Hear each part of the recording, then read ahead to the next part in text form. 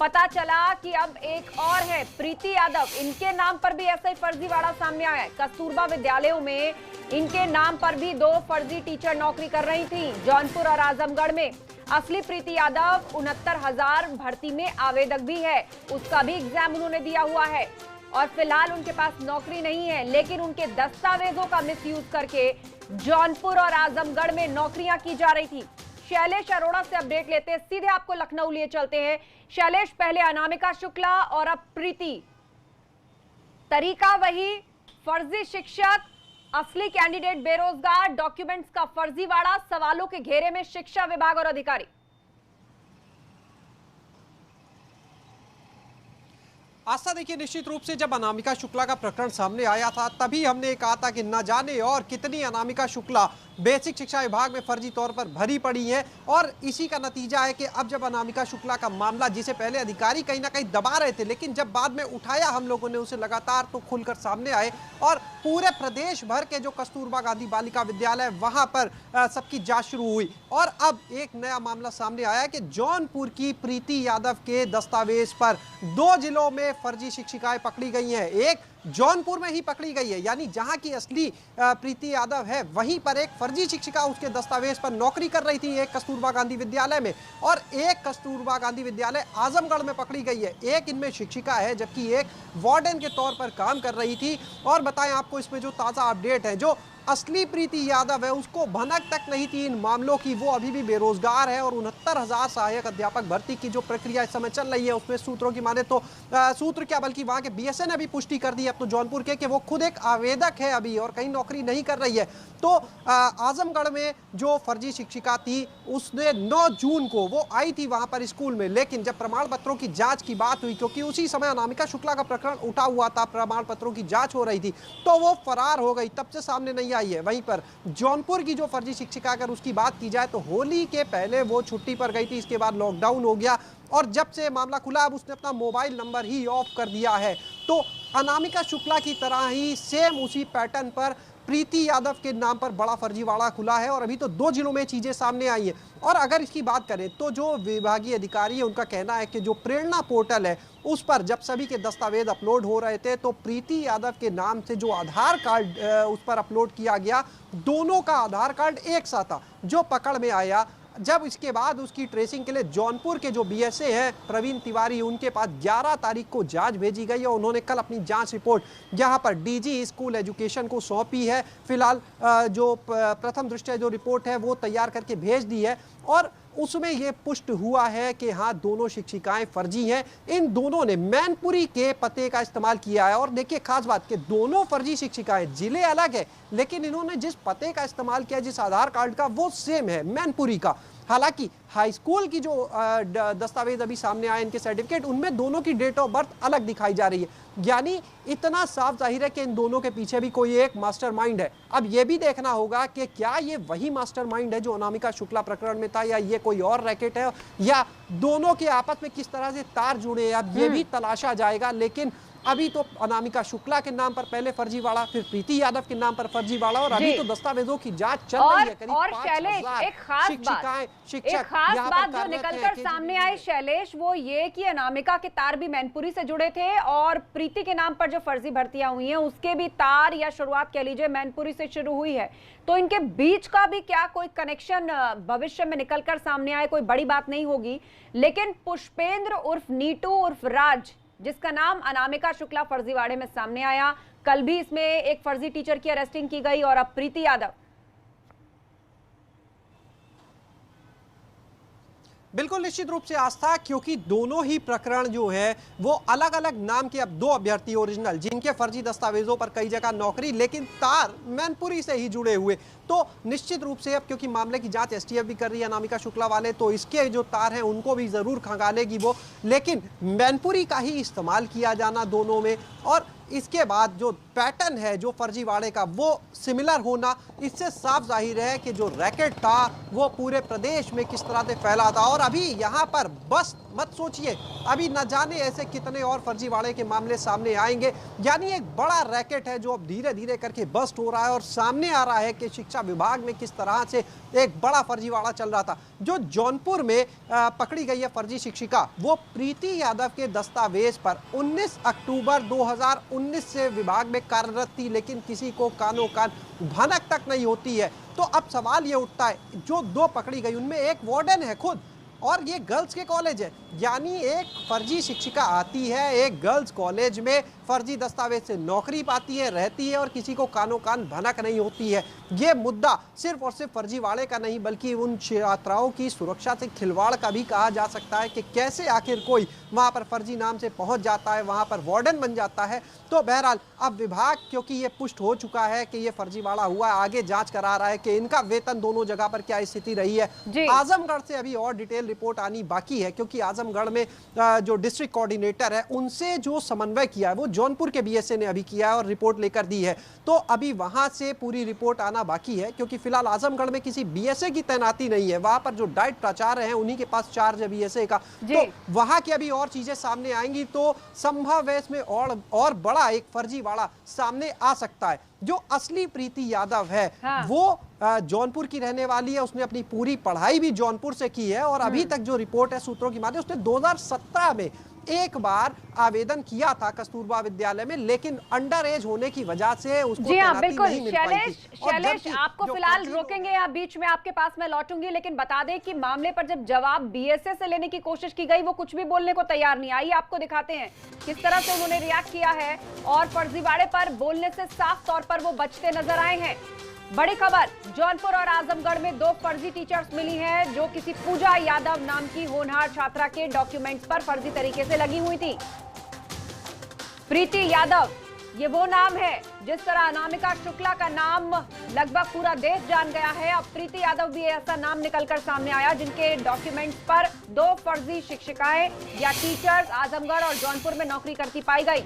असली प्रीति यादव बेरोजगार है और हाल ही में जो 69,000 भर्ती निकली थी उसमें उन्होंने भी अप्लाई किया हुआ है, लेकिन फिलहाल उनके पास नौकरी नहीं है। पर देखिए, शिक्षा विभाग की जिम्मेदारी बनती है जवाब देना, इस पर स्पष्टीकरण देना, लेकिन बीएसए जो है इस पर जवाब देने से बच रहे हैं, कुछ भी नहीं कह रहे इस फर्जीवाड़े को लेकर। लेकिन एक चीज तो स्टैब्लिश हो गई, शिक्षा विभाग के अंदर सब कुछ ठीक नहीं चल रहा।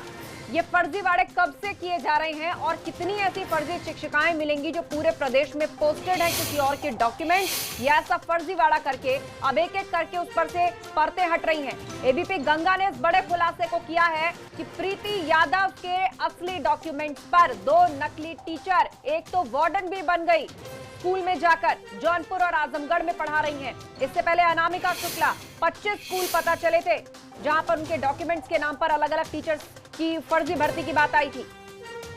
लेकिन बीएसए का रवैया देखिए, उनसे जब जवाब लेने की कोशिश की गई तो वो उस पर कुछ भी कहने से बच रहे थे। रुक करते हैं शैलेश अरोड़ा का। शैलेश, एबीपी गंगा ने इस खुलासे को किया है कि प्रीति यादव के डॉक्यूमेंट्स पर 2 अलग अलग जगह फर्जी टीचर्स पढ़ा रहे हैं, लेकिन बीएसए का रवैया देखिए, कुछ कहते नहीं बन रहा, टाल रहे हैं, जवाब देने से बच रहे हैं। बड़े सवाल शिक्षा विभाग पर उठ रहे हैं। देखिए, निश्चित रूप से आस्था, अगर हम बात करें तो इस समय क्योंकि ये मामला जो है वो हाई प्रोफाइल हो जाता है, ये भी एक बड़ी वजह कही जा सकती है कि अब वो लोग जवाब देने से कतरा रहे हैं, क्योंकि बड़े स्तर पर मामला है। कहीं ना कहीं अधिकारी भी अब मुंह चुरा रहे हैं, क्योंकि कहीं ना कहीं उनके ही अधीन ये जिले आते हैं, तो आखिर कैसे बताएंगे कि उनके जिले में इस तरह से फर्जीवाड़ा चल रहा था। तो ये एक बड़ी वजह कही जा सकती है आस्था, जो वो बात करने से कतरा रहे हैं इस समय। बहरहाल जवाब तो देना पड़ेगा, वो नहीं देंगे तो उनसे ऊपर के अधिकारियों को देना होगा, मंत्री को देना होगा, क्योंकि पिछली बार भी अधिकारी कतरा रहे थे, लेकिन आखिर में क्या हुआ, खुद मंत्री को प्रेस कॉन्फ्रेंस बुलानी पड़ी थी, खुद सरकार को सामने आना पड़ा था। लेकिन अब एक बार फिर से उस तरह का मामला आया है। बहरहाल फोन पर अधिकारियों से हमारी बात हुई है, अधिकारियों ने इस बात की पुष्टि की है, जो डीजी स्कूल एजुकेशन है उन्होंने इस बात की पुष्टि की है, मंत्री ने पुष्टि की है, जौनपुर के बीएसए ने पुष्टि की है। तो मामला जो है, रिपोर्ट यहां पर पहुंच चुकी है और आगे भी इसकी जांच लगातार जारी है। जी, आगे भी लगातार जांच जारी है और जांच में उम्मीद की जाती है कि कितनी और परतें खुल करके सामने आएंगी। अभी तो अनामिका शुक्ला है, पूजा यादव है, 2 जगह पर डॉक्यूमेंट के मिसयूज का पता चला है। मुमकिन है इसका दायरा और बड़ा हो या और भी कई कैंडिडेट्स हो। शैलेश, अहम सवाल ये कि अनामिका शुक्ला के जो डॉक्यूमेंट्स थे, उनके ओरिजिनल डॉक्यूमेंट्स भी वेरीफाई कराए जाते हैं जब कोई अपनी ज्वाइनिंग के लिए आता है। तो एक रैकेट इसका भी पता चला था, क्या शिक्षा विभाग की मिली भगत से ओरिजिनल डॉक्यूमेंट्स भी नकली तैयार किए जा रहे हैं? और यहाँ पूजा यादव के केस में भी ऐसे ही देखने को मिल रहा है, क्योंकि 2 टीचर्स रिक्रूटेड हैं, एक तो वार्डन तक बन गई।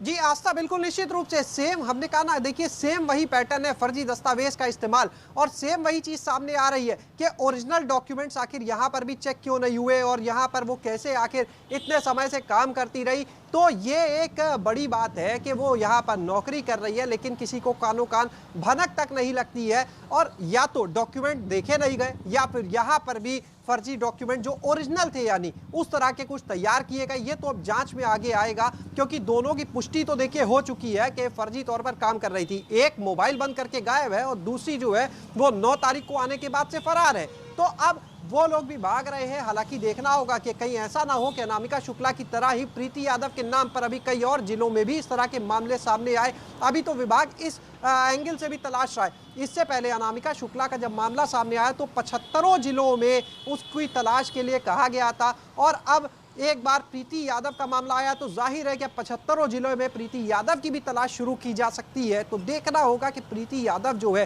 क्या उसके नाम पर सिर्फ 2 ही जिले हैं जहां पर फर्जी भर्ती हुई है या और भी जिले शामिल है। कई सवाल, क्या इसके पीछे एक रैकेट काम कर रहा है?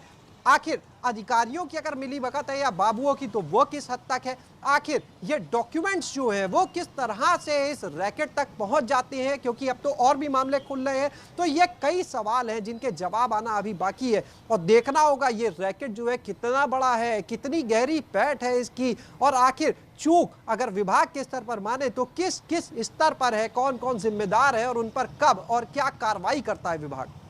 जी हाँ, बड़ी बात यह कि विभाग इन पर क्या कार्रवाई करता है, क्योंकि जो पैटर्न इस पूरे क्राइम में देखा जा रहा है शैलेश, वो बिल्कुल एक जैसा है। डॉक्यूमेंट्स का गलत इस्तेमाल है, असली कैंडिडेट को पता भी नहीं और उसके डॉक्यूमेंट्स के नाम पर फर्जीवाड़ा करके नकली टीचर्स की भर्ती हो रही है, और सवालों के घेरे में शिक्षा विभाग है। और सीधे तौर पर विभाग का कोई ऐसा या तो अधिकारी या कर्मचारी जिसकी मिली भगत के बगैर ये संभव ही नहीं है। इस पर चर्चा जारी रखेंगे शैलेश, आप हमारे साथ बने रहिए। लेकिन अगली बड़ी खबर हम अपने दर्शकों के सामने रख दें।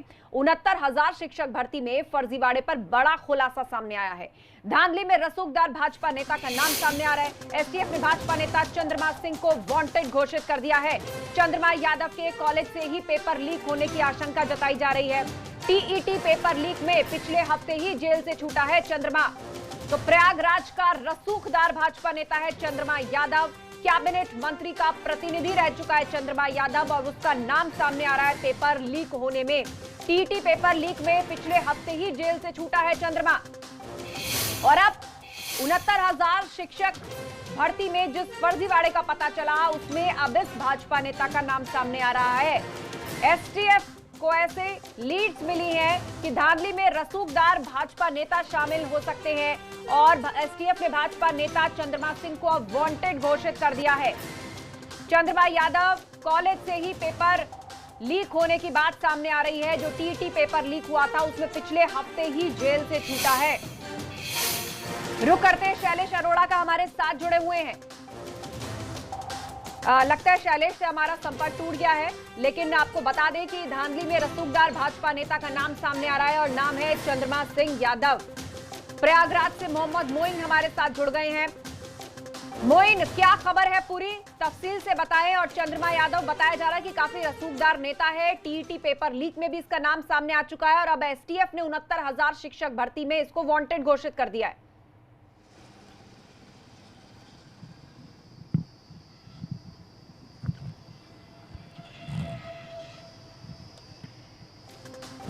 तो लगता है संपर्क नहीं हो पा रहा है मोइन से। मोइन, यदि आप तक आवाज पहुंच रही है तो क्या जानकारी आपको मिल पा रही है चंद्रमा सिंह यादव के से जुड़ी हुई? तो आगे संपर्क करने की कोशिश करेंगे मोइन से, लेकिन इस वक्त की बहुत बड़ी खबर हम आपको बता रहे हैं। टीईटी पेपर लीक मामले में पिछले हफ्ते ही जेल से छूटा भाजपा नेता चंद्रमा सिंह यादव। अब 69,000 शिक्षक भर्ती फर्जीवाड़े में भी उसका नाम सामने आया है और एसटीएफ ने उसको वांटेड घोषित कर दिया है। एक कॉलेज का संचालक भी है चंद्रमा यादव। भाजपा नेता के ही कॉलेज से पेपर लीक की आशंका जताई है एसटीएफ ने। इससे पहले भी ट्रैक रिकॉर्ड बहुत पुराना है। टीईटी पेपर लीक मामले में उस पर मामला चल रहा है और पिछले हफ्ते ही वो जेल से छूटकर बाहर आया। तो अब ये बड़ा शिक्षक भर्ती फर्जीवाड़ा जो हुआ है, पेपर लीक मामला, उसमें भी नाम सामने आया। और आपको बता दें कि इस पूरी शिक्षक भर्ती का जो टॉपर है उसको भी जेल में डाल दिया गया है। एक बार फिर से मोहम्मद मोइन से बात करते हैं। मोइन, यदि आप हमें सुन पा रहे हैं तो चंद्रमा यादव के बारे में और क्या जानकारी निकलकर सामने आ रही है?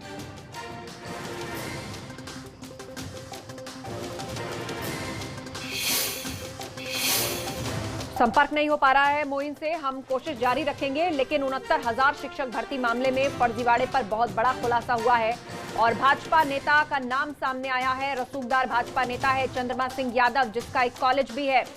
मोबाइल नंबर को सर्विलांस पर लगाया गया है चंद्रमा यादव के। यूपी में 69,000 शिक्षक भर्ती घोटाले में इनका नाम सामने आया है और एसटीएफ ने इनको वांटेड घोषित कर दिया है। मोइन, यदि आप हमें सुन पा रहे हैं तो क्या जानकारी मिल पा रही है आपको? जी देखिए, एबीपी गंगा ने सबसे पहले ये बताया था कि शिक्षक भर्ती का जो फर्जीवाड़ा है उसमें भारतीय जनता पार्टी के एक नेता का नाम सामने आ रहा है और तकरीबन एक हफ्ते के बाद हमारी उस खबर की पुष्टि हुई है। तो जो बीजेपी का नेता है, एक कैबिनेट मंत्री का प्रतिनिधि रहा है, भारतीय जनता पार्टी में कई महत्वपूर्ण पदों पर रहा है, वो उसका नाम सामने आया है। और अब तक जो पुलिस और एसटीएफ को जानकारी मिली है कि जो शिक्षक भर्ती परीक्षा का पेपर था वो इसी के कॉलेज से लीक कराया गया था। पेपर लीक कराने में इसका सबसे इम्पोर्टेंट रोल था। हालांकि ये एक दूसरे मामले में जो टीईटी का परीक्षा हुई थी जनवरी 2000 इसी साल 2000 आपको रोकना चाहेंगे मोइन, आपको रोकना चाहेंगे। इस वक्त हमारे साथ खुद बेसिक शिक्षा मंत्री सतीश द्विवेदी जी लाइन पर जुड़ चुके हैं।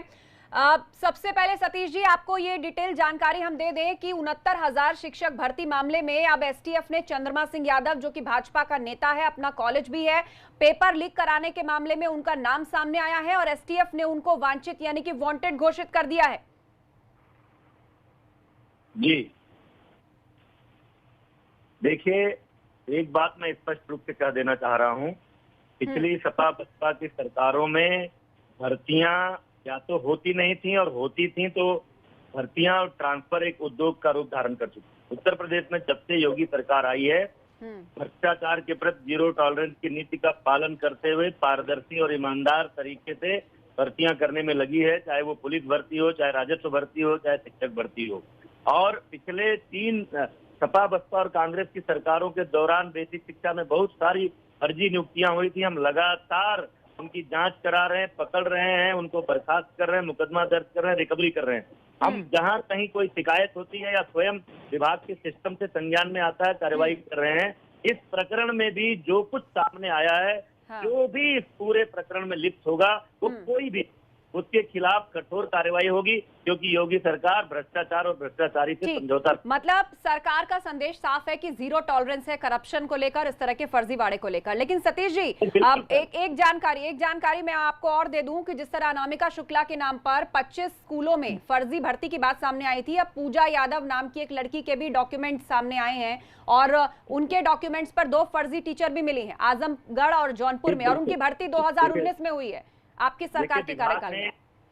विभाग ने जो टेक्निकल फ्रेमवर्क लागू किए हैं पिछले कुछ महीनों में, हम लगातार ऐसी नई नई तकनीक का इस्तेमाल कर रहे हैं जिसमें डेटा फीडिंग कर रहे हैं। इसके पहले उत्तर प्रदेश में शिक्षकों का कोई डेटा बैंक था ही नहीं कि उनका कोई डिटेल किसी कंप्यूटर के क्लिक पर हमको मिल सके। हमारे डिपार्टमेंट ने जब से माध्यम संपदा पोर्टल लागू किया है, प्रेरणा टेक्निकल फ्रेमवर्क लागू किया है, लगातार डेटा फीडिंग हो रही है और धीरे धीरे जहां कहीं भी इस तरह की गड़बड़ी हो पकड़ में आ रही है, उनके खिलाफ कार्रवाई कर रहे हैं और इतनी फुल प्रूफ व्यवस्था बना रहे हैं कि भविष्य में इस तरह की गलतियां, इस तरह के जो लोग दुरुपयोग जिन्होंने किया है वो नहीं कर पाएंगे। ठीक। लेकिन बड़ी बात ये कि डिजिटाइजेशन के कारण ये सारे मामले प्रकाश में आ रहे हैं, क्योंकि सरकार जो है डिजिटाइजेशन कर रही है और उसके चलते डेटाबेस के वजह से ये तमाम फर्जीवाड़े सामने आए। लेकिन आपको लगता है कि शिक्षा विभाग के ही कुछ अधिकारी या उनके कुछ कर्मचारी जो रिक्रूटमेंट प्रोसेस में इन्वॉल्व रहे हैं, उनकी मिलीभगत के बगैर इस तरह ओरिजिनल डॉक्यूमेंट्स का लीक हो जाना किसी के,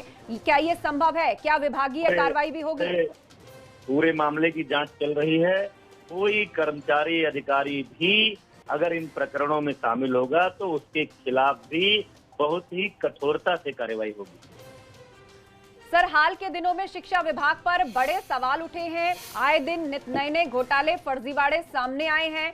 सरकार क्या संदेश या आश्वासन देना चाहेगी जनता को, क्योंकि बहुत से कैंडिडेट्स हैं जो रिक्रूटमेंट की आस जो रहे हैं, अब उनको लग रहा है कि मामला जो है वो इन्वेस्टिगेशन में फंसेगा तो भर्तियां कहीं डिले ना हो जाए। नहीं, अंतर है। इसके पहले अभ्यर्थी भर्तियों पर सवाल उठाते थे, सरकारों के कान पर जू नहीं रेखती थी, और इस समय सरकारें अखबार को, मीडिया को, सामान्य अभ्यर्थी को संज्ञान में लेकर के इस समय उत्तर प्रदेश की योगी सरकार तुरंत कार्रवाई कर रही है, जांच करा रही है, ताकि पूरी भर्ती पारदर्शी ढंग से हो, न्यायपूर्ण ढंग से हो, किसी गरीब माँ बाप के बच्चे को भी पारदर्शी ढंग से नौकरी मिल सके। इसके लिए योगी सरकार प्रयास कर रही है और अभ्यर्थियों को निराश होने की आवश्यकता नहीं है। पूरी ईमानदारी और पारदर्शिता से भर्ती प्रक्रिया पूरी होगी। सर, बड़ा सवाल ये भी उठ रहा है कि जो शिक्षा व्यवस्था है वो देश का भविष्य तय करती है। अच्छे टीचर्स, काबिल स्टूडेंट बनाते हैं जो आगे चलकर प्रदेश का, देश का नाम रोशन करते हैं। लेकिन जो टीचर्स पढ़ाते पाए जा रहे हैं वो फर्जी निकल रहे हैं। तो ऐसे में छात्रों के भविष्य को लेकर भी बड़ा सवाल खड़ा हो रहा है कि दूर दराज इलाके में बैठा हुआ यदि किसी वीकर सेक्शन का बच्चा है, सरकारी स्कूल में जाता है तो उनके पढ़ाने वाले जो शिक्षक हैं वो ही फर्जी पाए जा रहे हैं। तो लगता है फोन कट गया है। बेसिक शिक्षा मंत्री सतीश द्विवेदी हमारे साथ जुड़े थे और शैलेश अरोड़ा और मोइन हमारे साथ सीधे जुड़े हुए हैं, लेकिन सबसे पहले रुख मोइन का करेंगे। मोइन, बेसिक शिक्षा मंत्री ने एबीपी गंगा से अभी बात की और ये आश्वासन दिया है कि अधिकारी चाहे कोई हो, कर्मचारी चाहे कोई भी हो, रसूख चाहे कोई भी हो, इन्वेस्टिगेशन चल रही है, दोषी पाया जाएगा तो कार्रवाई जरूर होगी। प्रदेश सरकार का जीरो टॉलरेंस है ऐसे मामलों पर। देखिए, ये बातें हैं, बातों का कोई मतलब नहीं होता है। इसी तरह की बयानबाजी 2 दिन पहले उत्तर प्रदेश सरकार के प्रवक्ता सिद्धार्थ नाथ सिंह ने भी किया था। भाजपा नेता को जिस चंद्रमा सिंह यादव का नाम सामने आया है उसकी भूमिका को लेकर सवाल पूछा गया था, तब भी यही कहा गया था कि नहीं, चाहे रसूखदार हो चाहे बीजेपी का हो, कोई भी बख्शा नहीं जाएगा। लेकिन सबसे अहम सवाल ये है कि जनवरी महीने में जब इसी भाजपा नेता की गिरफ्तारी होती है, वो जेल भेजा जाता है, उसके रैकेट का पर्दाफाश होता है, तब भी भारतीय जनता पार्टी की तरफ से कोई कार्रवाई नहीं की गई। अभी भी वो पार्टी का मेंबर है, जबकि तकरीबन 5 महीने से ज़्यादा का वक्त उसने जेल में बिताए हैं और टीईटी भर्ती लीक पेपर में जो है वो आरोपी था, उस मामले में गिरफ्तार कर जेल भेजा गया था। तो साफ तौर पर कहा जा सकता है कि सत्ता का कहीं ना कहीं फायदा तो आरोपी बीजेपी नेता या जो दूसरे लोग हैं उन्होंने उठाया ही है। लेकिन अब आगे क्या कार्रवाई की जाएगी, किस तरह के कदम उठाए जाने हैं, ये देखने वाली बात होगी। सिर्फ बयानबाजी तक नहीं, कठोर कार्रवाई होनी चाहिए और जो जनता है उस तक ये संदेश जाना चाहिए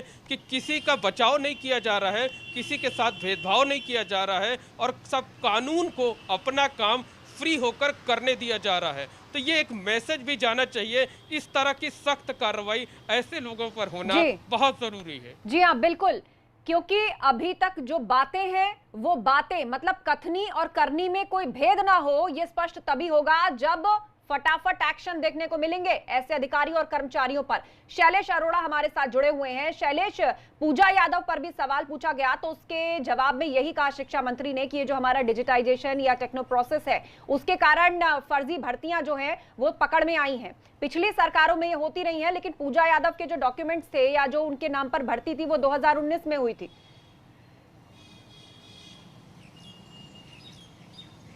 देखिए बिल्कुल आस्था, पहले तो देखिए हम एक बात कहना चाहेंगे, इसका जो नाम है ये प्रीति यादव है, पूजा यादव नहीं। और प्रीति यादव के दस्तावेज पर जो अभी तक नौकरी चल रही थी, ये बिल्कुल सही बात है कि 2019 में इसको नौकरी मिली थी। और क्योंकि इन लोगों ने, जैसा विभाग के अधिकारियों का देखिए कहना है कि जो प्रेरणा फ्रेमवर्क है, इनका जो पोर्टल है, उस पर सबसे पहले जो परमानेंट टीचर्स हैं उनका डाटा लिया गया। और जो कस्तूरबा गांधी बालिका विद्यालय के टीचर्स हैं वो क्योंकि कॉन्ट्रैक्ट बेसिस पर होते हैं, इसलिए इनका डाटा बाद में लिया जाना शुरू हुआ। बहरहाल देखिए, विभाग है, अधिकारी हैं, अपने बचाव के लिए भी कई बातें कहेंगे, लेकिन ये तो इस बात से इनकार नहीं कर सकते कि भर्ती तो इन्हीं के समय में हुई है। ये नहीं कहा जा सकता, इस बात से कैसे मुकर सकते हैं वो कि नहीं हुई है।